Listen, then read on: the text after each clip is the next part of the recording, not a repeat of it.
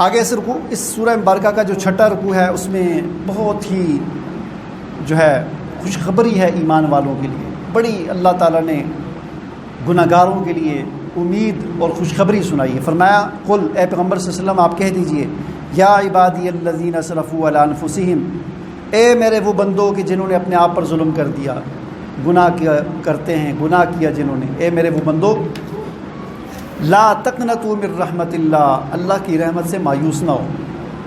مایوسی جو ہے یہ گناہ ہے۔ بے شک تم نے جتنے مرضی گناہ کر دیے ہیں، تم جتنے مرضی گناہ گار ہو، لیکن اللہ کی رحمت سے مایوس کبھی نہ ہونا۔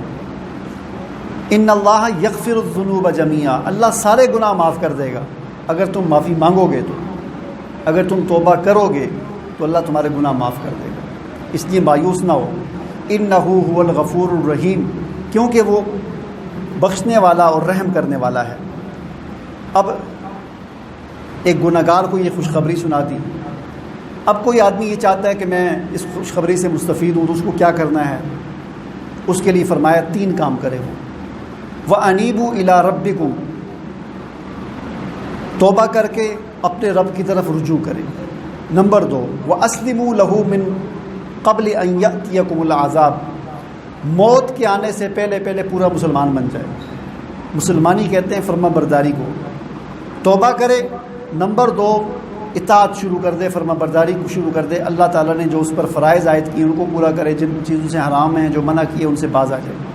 نمبر 3 وَاتَّبِعُوا أَحْسَنَ مَا أُنزِلَ إِلَيْكُم مِّن رَّبِّكُم مِّن قَبْلِ أَن يَأْتِيَكُمُ الْعَذَابُ بَغْتَةً وَأَنتُمْ لَا تَشْعُرُونَ، فرمایا کہ اس موت کے آنے سے پہلے کہ جو اچانک آ جاتی ہے، پتہ ہی نہیں چلتا، اچانک انسان کے وہم و گمان میں نہیں ہوتا ہے، انسان کے تصور میں نہیں ہوتا، اچانک آ جاتی ہے، اس موت کے آنے سے پہلے اس قرآن کی اتباع شروع کرو، اس کی اتباع شروع کرو تو پھر یہ خوشخبری جو سنائی ہے کہ اللہ تعالیٰ سارے تمہارے گناہ معاف کر دے گا، تم اس کے مستحق ہو جاؤ گے، اللہ تعالیٰ واقعتاً تمہارے سارے گناہ معاف کر دے گا۔